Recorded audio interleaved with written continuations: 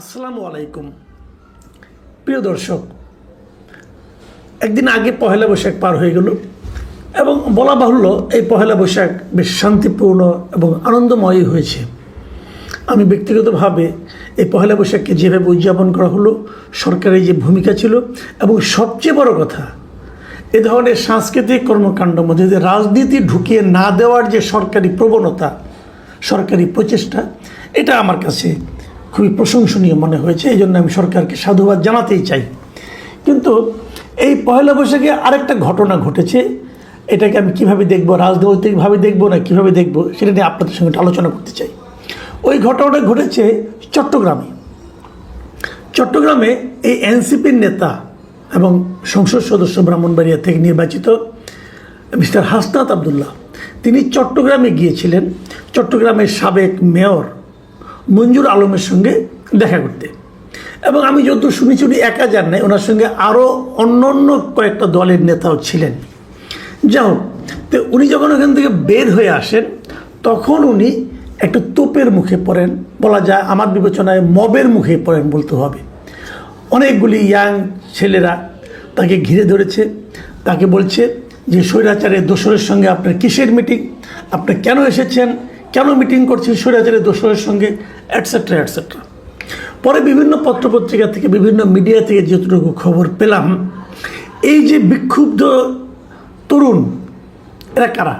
এরা মূলত ছাত্রদল এবং যুবদলের কর্মী, নেতা, সমর্থক। এরাই তাদেরকে ধরেছেন। যদিও এদের অনেকে নিজেদেরকে জুলাই যুদ্ধের দাবি করেছেন। জুলাই যুদ্ধের দাবি নিয়ে আমার কোনো আপত্তি নেই।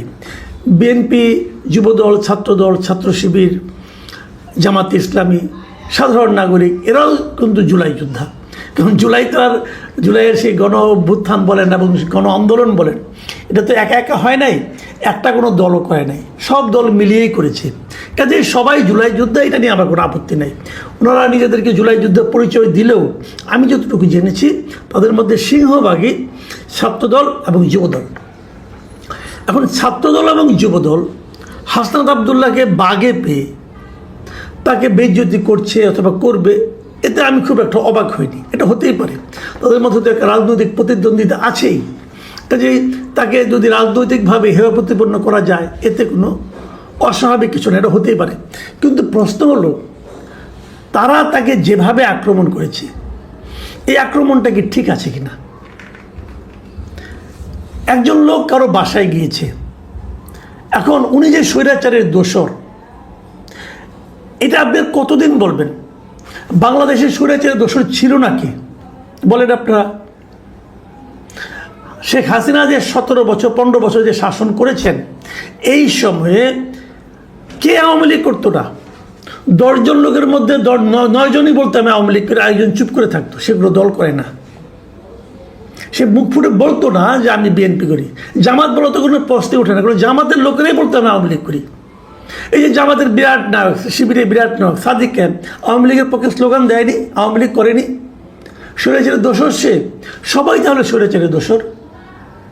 তো এটা কতদিন চলবে? এখন একটা গণতান্ত্রিক সরকার এসেছে। ভোট দেওয়ার সময় বলেছিলেন আপনারা যে আমরা স্বৈরাচারের দোসরের ভোট চাই না? তা তো বলেননি।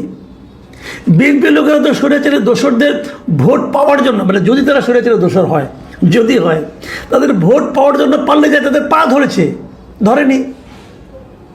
তাহলে কে স্বৈরাচারের দোসর, কখন স্বৈরাচারের দোসর? ও, যখন আপনার পছন্দ না হবে তখন সে স্বৈরাচারের দোসর, আর যখন সে আপনার পছন্দ হবে তখন এই দেশের নিরপরাধ নাগরিক। এই কি ইকুয়েশন? এটা কতদিন চলবে? এই যে কাউকে স্বৈরাচারের দোসর বলে তার উপর ঝাঁপিয়ে পড়া, তাকে হেয় প্রতিপন্ন করা, তাকে গালাগাল করা, এটাই মব।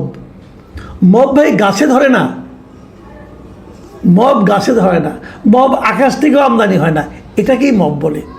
দেখুন, আমি এখানে কয়েকটা বিষয় বলি। হাসনাত আবদুল্লাহ কার সঙ্গে দেখা করবেন, কেন দেখা করবেন, এটা তার ব্যক্তিগত ব্যাপার। যদি এর মধ্যে রাষ্ট্রদ্রোহিতার কিছু না থাকে সেক্ষেত্রে কোনো সমস্যা নাই। আর যদি রাষ্ট্রদ্রোহিতা কিছু থাকে, সেটা আইন শৃঙ্খলা রক্ষাকারী বাহিনী দেখবে। আপনি কে? আপনি কে? আপনারা 10-12 জন লোক মিলা বলেন মব করতেছে, আসলে আমার যেটা আমি ওটা বলি, আগে একটু কথা বলে নিই। আমি একটু হাসনাত আবদুল্লাহর প্রশংসাটা একটু করতে চাই। এখানে আমি একটা ভিডিও দেখলাম, আমি খুব ইন্টারেস্টিংলি খেয়াল করলাম। হাসনাত আবদুল্লাহর বয়স কম, আমার চেয়ে তো অনেক কম। আমার সঙ্গে বিভিন্ন সময় দেখা সাক্ষাৎ হয়েছে এবং মানে খুবই কম বয়স্ক একটা লোক। তো আমি দেখলাম যে হাসনাত আবদুল্লাহ সেখানে মানে এত সুন্দর পুরো ঘটনাটাকে ম্যানেজ করলেন। মানে এই এত কম বয়সে এভাবে ম্যানেজ করতে পারার যে দক্ষতা, এটা কিন্তু হয়েছে একটা বড় আন্দোলনের মধ্য দিয়ে উনি উঠে এসেছেন বলে। তা না হলে এই বয়সে হওয়ার কথা না। খুব ঠান্ডা মাথায় উনি সবার স্লোগান শুনছেন, সবার সঙ্গে উনি কিছু বলছেনও না, দেখলাম মৃদুমৃদু হাসতে শুনছেন। তারপরে সে এক সময় দেখলাম যে উনি বললেন যে মানুষ মাত্রই ভুল হয়, আমার ভুল হতে পারে না। উনি কিন্তু কোনো আর্গুমেন্টে গেলেন না এবং পুরো বিষয়টাকে ম্যানেজ করে আমরা দেখলাম পুলিশে চলে এসেছে। যাক, এগুলি হয়েছে। কিন্তু আমার কথা হলো, এই লোকগুলিকে আসলে হাসনাত আবদুল্লাহকে অপমান করার জন্য গিয়েছে, দৃশ্যত তাই মনে হয়। কিন্তু এর পেছনে কি একটা রাজনীতি নেই? আমার মনে হয় একটা রাজনীতি আছে, এবং সেই রাজনীতিটা হলো খুবই কুৎসিত অন্তর্দলীয় রাজনীতি। কেমন?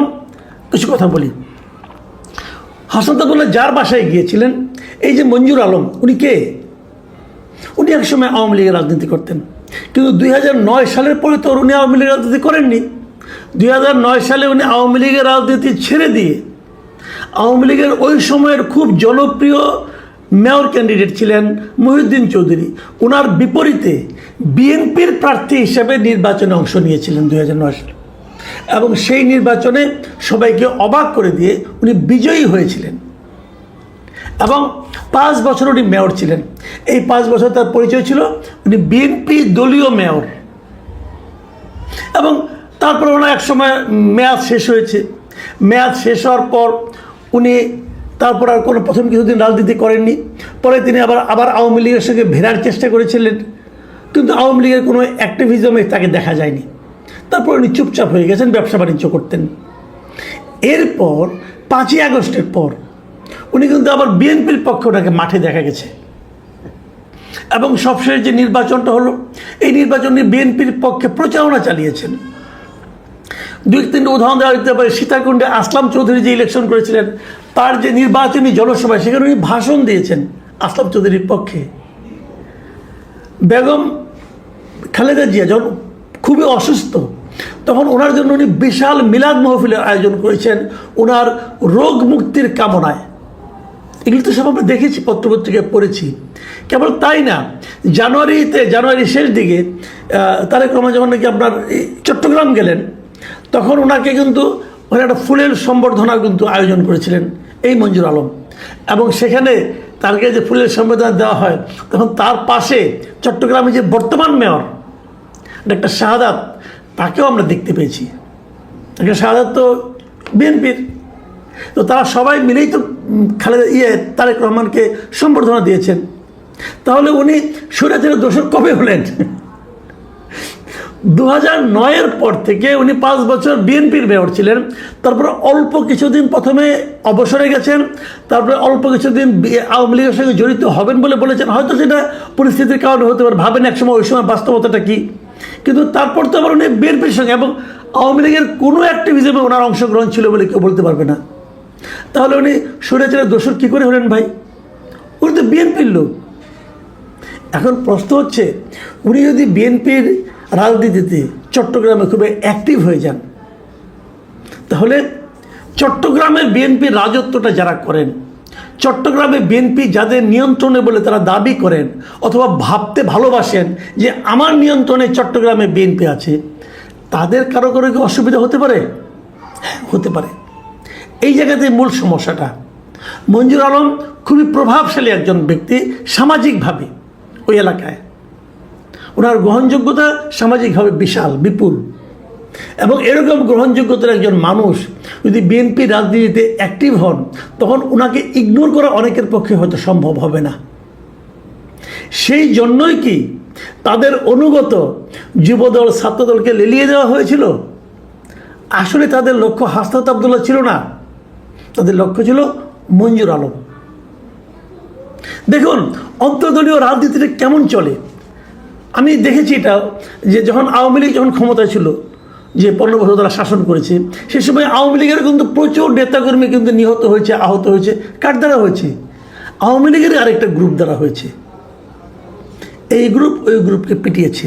মানে এখানে কিন্তু এই যে দ্বন্দ্ব, এই দ্বন্দ্বের প্রকাশ ঘটাতে যে কিন্তু রাজনৈতিক আদর্শ কোনো কাজ করছে না, এখানে কাজ করছে স্বার্থের দ্বন্দ্ব, আধিপত্যের দ্বন্দ্ব, নেতৃত্বের কোন্দল। মানে নেতৃত্বের কোন্দল, ব্যক্তি স্বার্থ দলীয় স্বার্থকে ছাপিয়ে যাচ্ছে। এটা কিন্তু একটা দলের জন্য, একটা দেশের জন্য খুবই মর্মান্তিক। আজকে বিএনপি যে রাজনীতি করে, এই বিএনপির যে প্রতিষ্ঠাতা জেনারেল জিয়া, ওনার কিন্তু একটা খুব জনপ্রিয় স্লোগান ছিল। উনি বলতেন, ব্যক্তির চেয়ে দল বড়, দলের চেয়ে দেশ বড়। আর আমাদের বিএনপির নেতারা কী করছেন? তারা প্রমাণ করার চেষ্টা করছেন যে দেশের চেয়ে দল বড়, দলের চেয়ে ব্যক্তি বড়। এটা কি আসলেই বিএনপির রাজনীতি, নাকি এই বিএনপির নেতাদের রাজনীতি? দেখুন, হাসনাত আবদুল্লাহ কিছু হবে না, কিন্তু হাসনাত আবদুল্লাহ যে মবের শিকার হলেন, এর দায়িত্বটা কার আসলে? আমি তো বিএনপির অন্তর্দলীয় কোন্দল বলে দিলাম, এটা বিএনপির অন্তর্দলীয় কোন্দলই হোক আর যাই হোক, এখানে তো সরকারের একটা ভূমিকা থাকার কথা ছিল। সরকার কি তাদের সেই ভূমিকাটা রাখতে পেরেছে? সরকারের কোন মন্ত্রণালয়ের দায়িত্ব ছিল এটা? কৃষি মন্ত্রণালয়ের না, অথবা ধর্ম মন্ত্রণালয়ের না। এই মব থামানোর দায়িত্ব স্বরাষ্ট্র মন্ত্রণালয়ের। এবং ইন্টারেস্টিংলি, এই স্বরাষ্ট্র মন্ত্রণালয় কিন্তু ওই এলাকার লোক, মানে কক্সবাজারের মানুষই। তাহলে স্বরাষ্ট্র মন্ত্রণালয় কেন মব থামাতে পারে না? মব তো হলো, অন্য সময় মব হয়, অমুক একজন শিক্ষার্থী মব হয়, একজন শিক্ষাবিদ মব হয়, একজন প্রফেসর মব হয়, একজন শিক্ষককে মবের কবলে ফেলানো হয়, একজন সাংবাদিকের বিরুদ্ধে মব হয়, অনেক কিছু হয়। কিন্তু এবার তো একজন নির্বাচিত এমপি মব হলেন, মবের শিকার হলেন। অনেকে আমি